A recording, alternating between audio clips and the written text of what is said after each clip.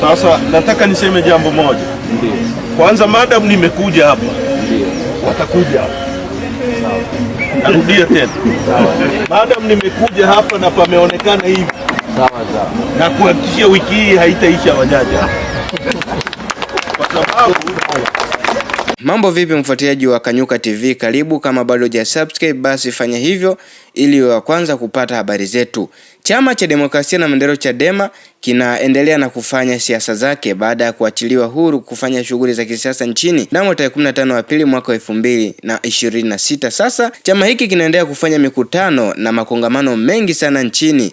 John Heche yeye kwa leo yupo jijini Dar es Salaam hapa akiendelea na kukutana na viongozi kadhaa kufika katika maeneo tofauti, na hapa yupo Kibamba jijini Dar es Salaam. Lakini jana tuweza kushuhudia wanachama wengi wa chama hicho Demokrasia na Maendeleo Chadema, viongozi waliweza kukamata jopo la viongozi wengi sana na wananchi wengi wa chama cha ACT Wazalendo na chama cha Mapinduzi CCM ambao waliweza kuhamia chama cha Chadema, waliweza kupewa kadi na kuapishwa rasmi kuwa wanachama. Ni mamia na makumi wanaendelea hivi sasa kudai kwamba wanataka kadi za kuwa wanachama wa chama cha Chadema, ikionekana kwamba wanapendezwa na chama hiki.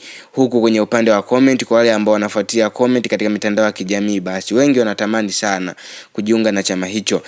John Heche ameweza kufika katika eneo hili la jiji la Dar es Salaam, katika eneo la ni pembezoni mwa mji huku wanapaita Kibamba huku, ambapo ameweza kufika katika eneo, na alipofika katika eneo hili mmoja kati ya wananchi aliweza kumwambia kwamba wasaidiane basi kujenga daraja ni kidaraja kifulani hivi, ambapo kama unaona hapa ni eneo ambalo halina ni kama eneo bovu hivi la maji na nini.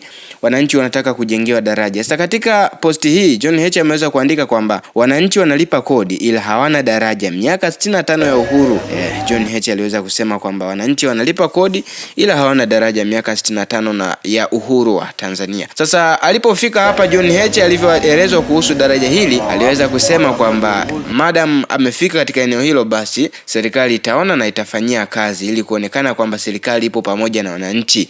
Sasa nataka niseme jambo moja. Ndio. Kwanza madam nimekuja hapa. Ndio. Watakuja hapa. Sawa. Narudia tena. Sawa. Madam nimekuja hapa na pameonekana hivi. Sawa sawa. Na kuhakikishia wiki hii haitaisha wajaja.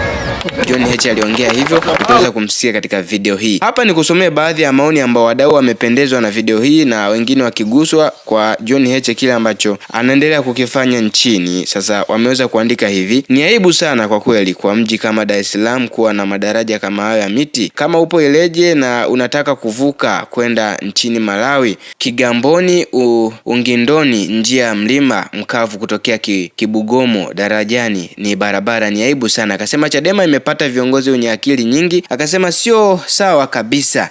Akasema sio sawa kabisa. Huyu akasema kwamba chama kimepata viongozi wenye akili nyingi. Akasema kwamba Chadema ni tumaini la Watanzania timamu. Akasema hivi, kwani pesa tunazolipa zinaenda wapi? Si tuwekwe wazi.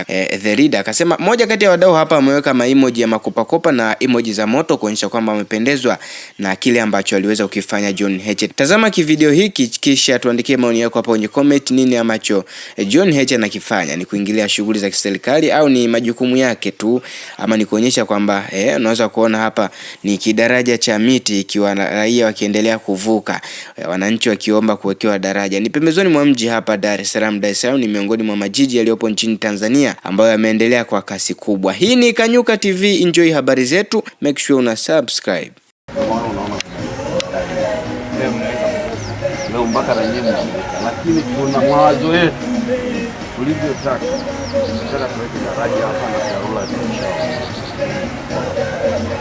Kuna wanasema hawana hela. Sasa sisi tulikuwa tunaomba kwa pamoja, sababu hili ni eneo la